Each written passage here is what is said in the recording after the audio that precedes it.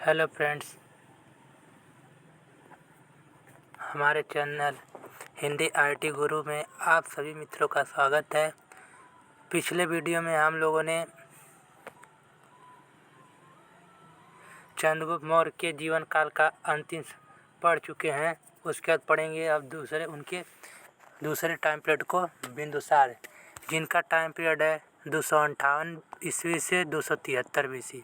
इनका उपनाम यानी अन्य नाम अमितघात था और इनके पिताजी का नाम चंद्रगुप्त मौर्य था और इनकी माता का नाम दुर्धरा था। यह बौद्ध ग्रंथ के अनुयायी थे। इनकी टोटल 16 पत्नियां थी। चंद्रगुप्त की 16 पत्नियां थे उत्पन्न उनमें से 101वें पुत्र बिंदुसार थे। यह जैन ग्रंथ के सिंहसेन वायुपुराण भद्रसार इनका पहला पुत्र थे। चंद्रगुप्त का पहला पुत्र शमीम थे तथा बिंदुसार के पहला पुत्र शमीम थे, दूसरा पुत्र अशोक थे और इनके अंतिम पुत्र तीस थे। अब तक्षशिला में 2 बार विद्रोह हुआ था। पहला विद्रोह का दमन अशोक ने किया था तथा द्वितीय विद्रोह का दमन शसीम ने किया था। तक्षशिला का गवर्नर शशीश था तथा उज्जैन का गवर्नर अशोक था। बिंदुसार के पिता चंद्रगुप्त मौर्य एवं माता दुर्धरा थी। बिंदुसार का जन्म शैल चिकित्सा विधि द्वारा यानी ऑपरेशन मेथड द्वारा हुआ था। इनके मस्तक एक बिंदु था, एक माथे पे एक बिंदु था, इसीलिए इनका नाम बिंदुसार रखा गया। कन्नड़ जैन ग्रंथ राजावली कथा में बिंदुसार का नाम सिंहसेन भी मिलता है और वायु पुराण में बिंदुसार का नाम भद्रसार मिलता है, जबकि अन्य पुराणों में बरिसार नाम का उल्लेख मिलता है। महर्षि पतंजलि की पुस्तक महाभोज में बिंदुसार का नाम अमितघात मिलता है। अमितघात का शाब्दिक अर्थ होता है कि शत्रुओं का नाश करने वाला, यानी शत्रुओं को मिटाने वाला। यूनानी ग्रंथ में बिंदुसार का नाम अमित्रोचेट्स मिलता है। बौद्ध ग्रंथ में बिंदुसार की 16 पत्नियां एवं 101 पुत्र बताया गया है। अशोकावदन माला में बिंदुसार की पत्नी शुभांधगी का नाम मिलता है। बिंदुसार के प्रथम पुत्र शसीम तथा द्वितीय पुत्र अशोक एवं अंतिम पुत्र तीस मिलते हैं। बिंदुसार के काल में तक्षशिला का राज्यपाल यानी गवर्नर शशीश थे एवं उज्जैन का राज्यपाल यानी गवर्नर अशोक थे। बिंदुसार के काल में तक्षशिला में अधिकारियों एवं कर्मचारियों का दुर्व्यवहार के कारण 2 बार विद्रोह हुआ था। पहली बार विद्रोह को अशोक ने दबाया था तथा दूसरी बार विद्रोह को शसीम ने दबाया था। बिंदुसार आजीवक संप्रदाय को मानते थे। इनके राज दरबार में प्रसिद्ध विद्वान पिंगल वत्स रहते थे। दिव्यावदान से ज्ञात होता है कि प्राचीन काल में सबसे बड़ा मंत्रिपरिषद बिंदुसार का था, जिसमें 500 सदस्य थे। इसमें मंत्रिपरिषदों की संख्या टोटल 500 थी। महावंश के अनुसार बिंदुसार ब्राह्मण धर्म को मानते थे। इन्होंने 60,000 ब्राह्मण के प्रति उदारता दिखाए थे, यानी उदार स्वभाव दिखाए थे।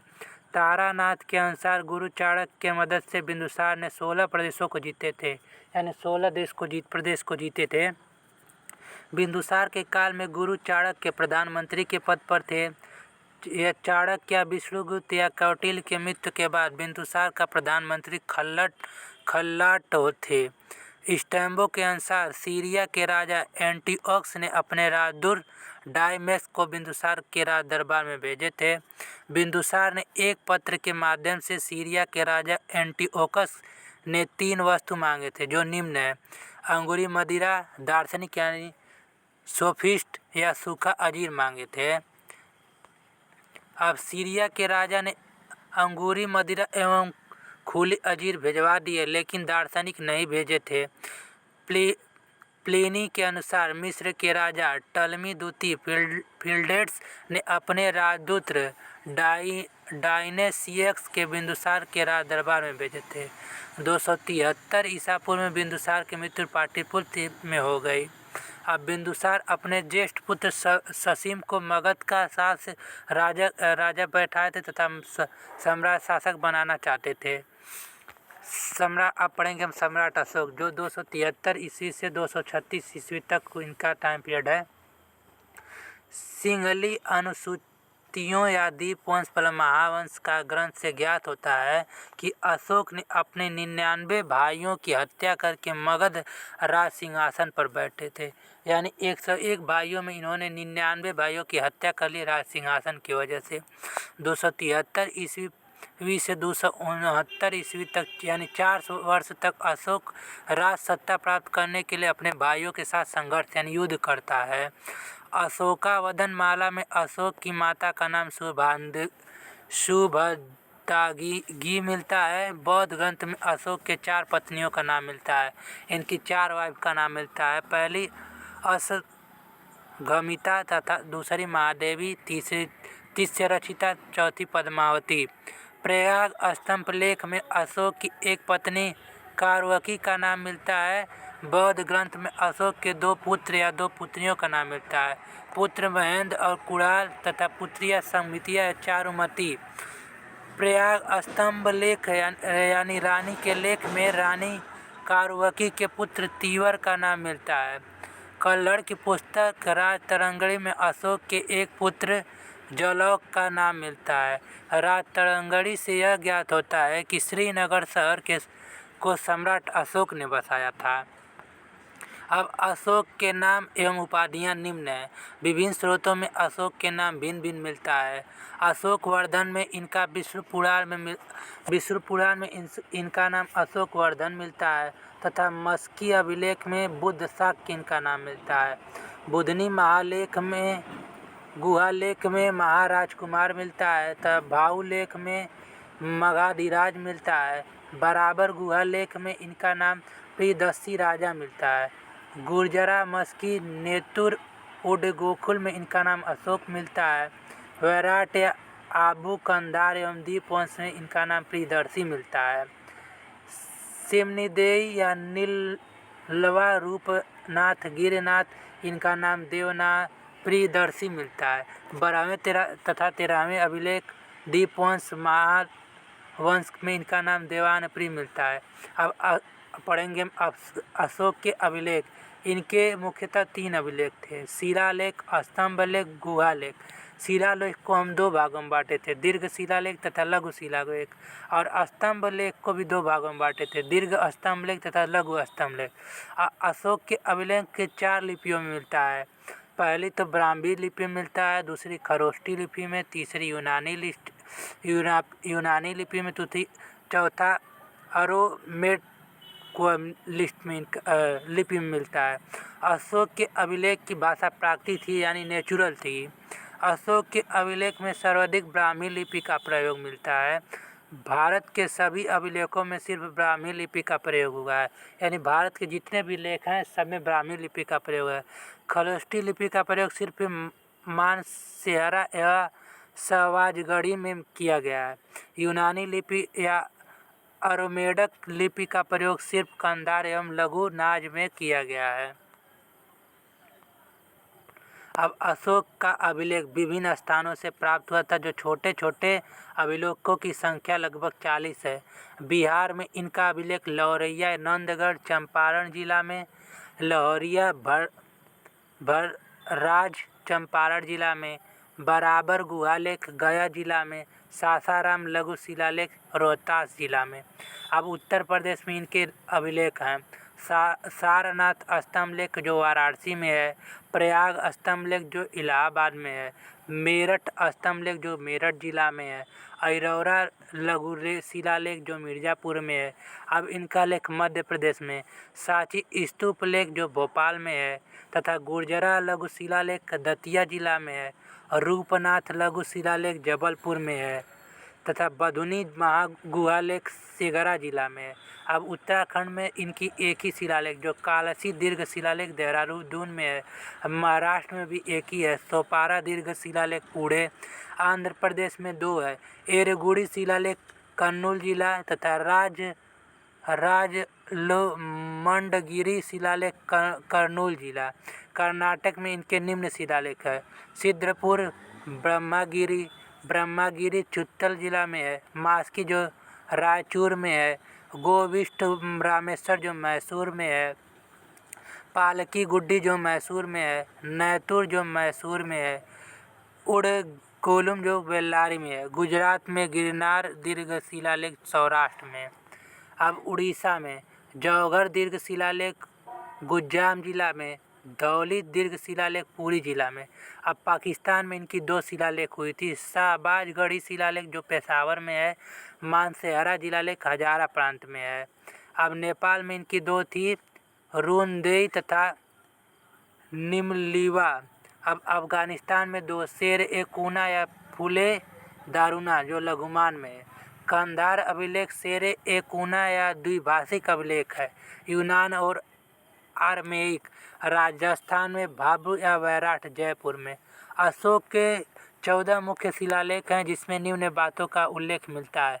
प्रथम पृथक शिलालेख जो सभी प्रजा मेरी संतान की तरह है इसमें, और प्रथम शिलालेख में उत्सवों का बहिष्कार मिलता है तथा पशु बलि का निंदा मिलता है, यानी पशु बलि को निंदनीय माना जाता है। द्वितीय शिलालेख में मानव एवं पशु चिकित्सा के संबंधित उपाधियों का उल्लेख मिलता है इसमें, और 5 सीमावर्ती का उल्लेख मिलता है। 5 सीमावर्ती जो चेर, चोल, पांडु, सीती पुत्र ताम्रपाणी थे।